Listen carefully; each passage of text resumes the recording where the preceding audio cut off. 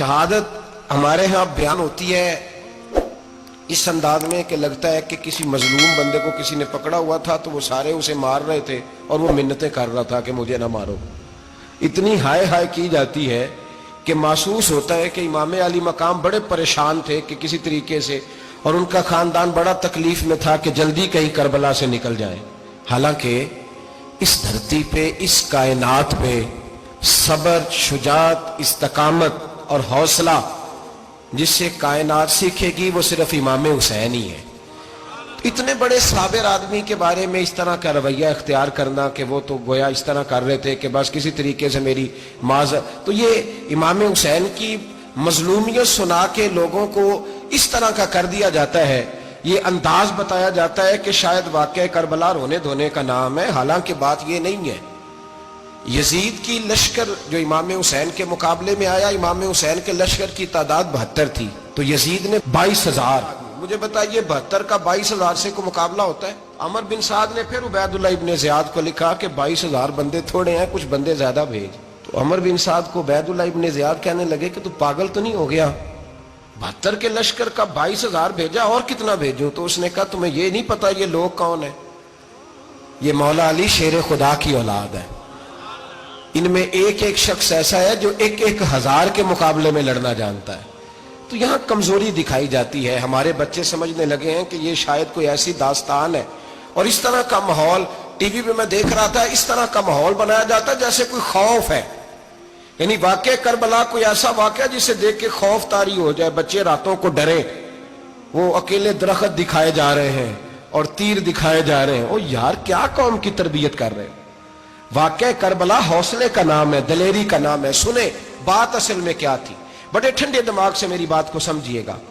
हजरत मौला अली शेर खुदा के बाद मुसलमानों के मुतफिका अमीर बने थे हजरत अमीर माविया। उन्हें अमीर किसने बनाया था? इमाम हसन ने, हजरत अली के बड़े साहिबजादे। हजरत इमाम हसन ने उनसे सुलह की, उन्हें खिलाफत दी, और सही बुखारी में नबी पाक ने फरमाया था मेरा बेटा हसन सरदार है, जब मुसलमानों की जमातों में लहू बह जाएगा तो हसन उनकी सुलह करा देगा। वो सुलह इमाम हसन ने कराई। जनाब अमीर माविया अमीर बन गए। हजरत अमीर माविया रदी अल्लाह ताला अन्हो बड़ा प्यार करते थे नबी पाक से, बड़ा एहतराम करते थे हुजूर के खानदान का। उनकी जो इज्तिहादी खताएं हैं वो अपनी जगह पे मौजूद हैं। चूंकि इमाम हसन ने उनसे सुलह कर ली, लिहाजा हम भी उनके बारे में कोई जुमला कहने के मजाज, हमारी मजबूरी इमाम हसन है, इसलिए कि जिसे इमाम हसन सही कहे फिर इमाम हसन के मानने वाले को उसे गलत नहीं कहना चाहिए। हजरत अमीर माविया रदी अल्लाह ताला अन्हु का जब विसाल हुआ तो हजरत इमाम हसन पहले ही उनसे विसाल कर गए, आपको जहर दे दिया कि आप शहीद हो गए। इमाम हुसैन मौजूद थे। तो यजीद के बारे में लोगों ने कहा जनाब अमीर माविया से कि ये ठीक है, मुनासिब है और बहादुर है, दलेर है, वो जो होते हैं ना खुशामदी टोला। तो हजरत अमीर माविया के गिर्द भी कुछ ऐसे लोग थे, उन्होंने आपसे कहा कि यजीद को नामजद कर दे। तो आपने यजीद को बुलाया, हवाला मुझसे देख लीजिएगा, बुला के फरमाया कि 3 बंदों के सामने अपनी खिलाफत पेश करना, अगर वो तुझे मान जाए तो अमीर बन जाना, ना माने तो चुप करके घर बैठ जाना। वो 3 बंदे कौन है? जनाब अब्दुल्ला इब्ने अब्बास, हजरत अब्दुल्ला बिन जुबैर और इमाम हुसैन रदी अल्लाह ताला। ये वसीयत फरमाई जनाब अमीर माविया।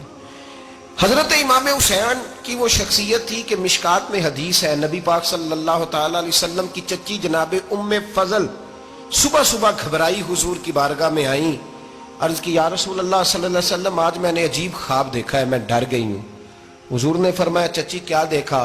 अर्ज की हुजूर मैंने देखा है कि आपके वजूद का गोश्त का एक टुकड़ा कट के मेरी झोली में आ गया है।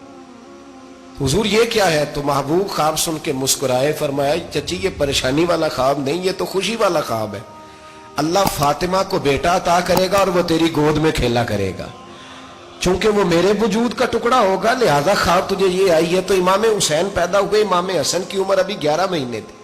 तो नबी पाक ने इमाम हुसैन को जनाबे उम्मे फजल अपनी चची की गोद में दे दिया कि फातिमा के लिए दोनों बच्चे संभालना मुश्किल होगा।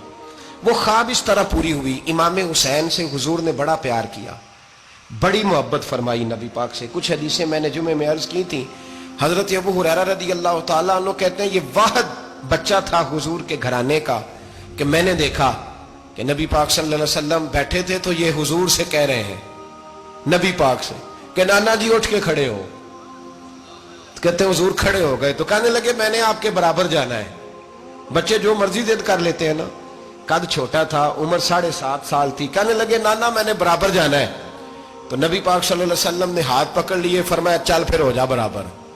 تو حضرت ابو ہریرہ کہتے ہیں انہوں نے, حضور نے ہاتھ پکڑے, اوپر کھینچا تو امام حسین نے پہلے اپنے پیر حضور کے گھٹنوں پہ رکھے, پھر نبی پاک کے سینے پہ رکھے, اور جب ان کا قد سر تھوڑا سا حضور سے اونچا ہو گیا تو محبوب فرمانے لگے چل بس کر, تو نے تو کہا تھا آپ کے برابر ہونا ہے, تو اوپر نکل گیا ہے, چل بس کر. فرماتے پھر امام حسین نے زبان باہر نکالی تو محبوب ان کی زبان چوسنے لگے, پھر ساتھ لٹا لیا اور انہیں سونگھنے لگے. تو میں نے عرض کی حضور آپ حسین کو سونگھتے کیوں ہیں؟ تو فرمایا ابو ہریرہ مجھے حسین کے وجود سے جنت کی خوشبو آتی ہے, مجھے حسین کے وجود سے جنت کی. ایک دن حضور گزر رہے تھے, اصل اس طرح تھا کہ یہ نبی پاک کا حجرہ تھا.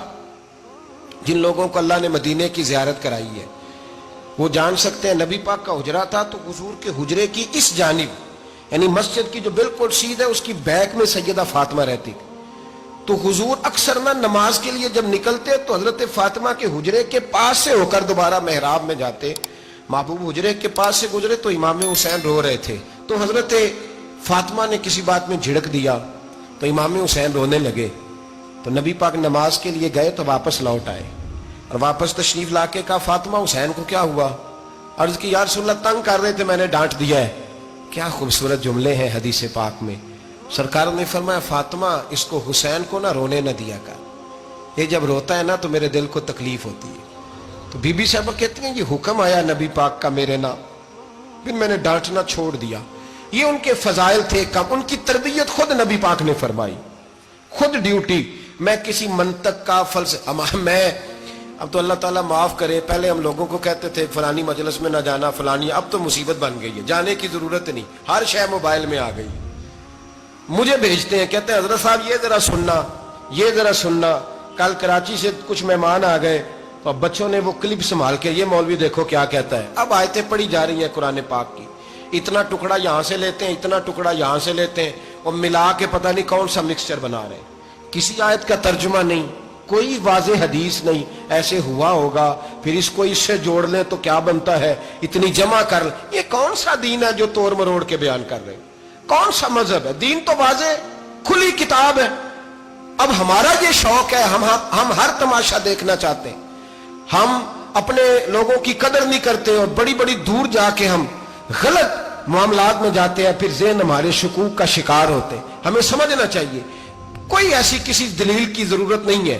جب ان کے واضح چیزیں ان کی کتابیں میں موجود ہے, حدیث میں موجود ہے, قرآن مجید میں ان کے فضائل کھل کے موجود ہے, تو دور جانے کی کیا ضرورت. حضور ان کی ٹریننگ کراتے تھے. پہلی بات تو یہ ہے کہ نبی پاک نے دعا مانگی تھی, یا اللہ میرے گھر والوں کو زیادہ روزی نہ دینا, انہیں ایک وقت روٹی دینا, ایک وقت کی بھوک دینا. یہ جو 10 دن کربلا میں انہیں ٹینشن نہیں نہ ہوئی, انہیں عادت تھی فاقہ کرنے کی, انہیں 3 دن وصلی روزے رکھنے کی عادت تھی. پہلی بات. دوسرا یہ کہ جہاد کی تربیت حضور خود کراتے تھے. حضرت فاطمہ زہرا کہتی میں پردے کے پیچھے دیکھ رہی تھی, نبی پاک نے امام حسن اور حسین سے فرمایا چلو میرے سامنے کشتی لڑو. تو دونوں حضرات آپس میں جب کشتی لڑنے لگے تو نبی پاک نا امام حسن کو کہتے ہیں حسن حسین کو ٹانگوں سے پکڑو, حسن حسین کو پیچھے سے پکڑو. جب نبی پاک بار بار امام حسن کو بتا رہے تھے تو سیدہ پیچھے سے بول پڑی, کہنے لگی یا رسول اللہ آپ چھوٹے کو بتائیں, آپ بڑے کو بتا رہے ہیں. بڑا تو پہلے 11 مہینے بڑا ہے, تو آپ چھوٹے کو بتائیں بڑے کو بتا رہے. تو فرمایا فاطمہ تو چپ کرنا, جو میں دیکھ رہا ہوں تو نہیں نہ دیکھ رہی, ایک کو میں بتا رہا ہوں دوسرے کو جبریل امین بتا رہے ہیں. تو یہ حضور نے اپنے سامنے ان کی تربیت کی, ٹریننگ. ہوا یہ کہ یزید جب امیر بنا نا, 2-3 چیزیں ہوتی ہیں جب کسی بندے کو قابو کرنا ہوتا ہے, 2-3-4-5 چیزیں ایسی ہوتی ہیں جس سے بندہ قابو آتا ہے. تو اس نے بھی فوری طور پہ یزید نے دیکھا میرے لیے مسئلہ کیا بن سکتا ہے. ولید بن عتبہ اس وقت مدینے کا گورنر تھا. یزید نے اس کو خط لکھا کہ امیر عرب کا رواج آج بھی ہے کہ جب تک نئے خلیفہ کی بیعت نہیں ہو جاتی پرانے کے انتقال کی خبر ہی نہیں دیتے, اس کو رکھے رکھتے ہیں. یہ ان کا طریقہ ہے. وہ کہتے ہیں کہ ولی عہد اچھی طرح قبضہ کر لے پھر بتائیں گے. حضرت امیر معاویہ کا وصال ہو گیا, بتایا نہیں. یزید نے اب کیا کیا, چونکہ بڑا چلاک آدمی تھا, بڑا شاطر تھا, بڑا تیز تھا, اس نے ولید کو خط لکھا, کہنے لگا کہ فوری طور پہ عبداللہ ابن عباس کو بلاؤ اور اسے کہو میری بیعت کریں. یہ جو بیعت ہوتی تھی نا، یہ بھی سن لے کیا ہوتی تھی. یہ بیعت حلف ہوتا تھا کہ میں اللہ رسول کے نام پہ حلف دیتا ہوں کہ میں یزید کی اطاعت کروں گا، میں اس کے خلاف کوئی بغاوت نہیں کروں گا. کوئی یہ بیعت لوگ سمجھتے ہیں کہ بس ہاتھ پکڑنے کا نام بیعت تھا. اس بیعت کا متبادل جمہوری ملکوں کے اندر ووٹ آیا ہے. تو کہا بیعت کرے. حضرت عبداللہ ابن عباس کو بھی بلاؤ، عبداللہ بن زبیر کو بھی بلاؤ، امام حسین کو بھی بلاؤ. امام حسین آدھی رات کے وقت بیٹھے تھے مسجد نبوی میں، چونکہ 5 نمازوں کی آپ امامت کرتے. امام حسین نماز پڑھا کے عشاء کی بیٹھے تھے. جناب عبداللہ بن زبیر، عبداللہ بن زبیر کون تھے؟ یہ نبی پاک صلی اللہ علیہ وسلم کی پھوپھی پوتے تھے اور جناب صدیق اکبر کے نواسے تھے حضرت عبداللہ بن زبیر. اور جناب زبیر بن عوام عشرہ مبشرہ صحابی ہیں، ان کے بیٹے تھے. بہت زیرک آدمی تھے. یہ بھی امام حسین کے پاس بیٹھے تھے. عبداللہ ابن عباس بھی تھے جو حضور کے چچا کے بیٹے ہیں، اس امت کے پہلے مفسر ہیں قرآن پاک. یہ لوگ بیٹھے تھے. تو ولید نے ایک بندہ بھیجا، اس نے آ کے کہا جناب آپ کو گورنر صاحب نے بلایا ہے.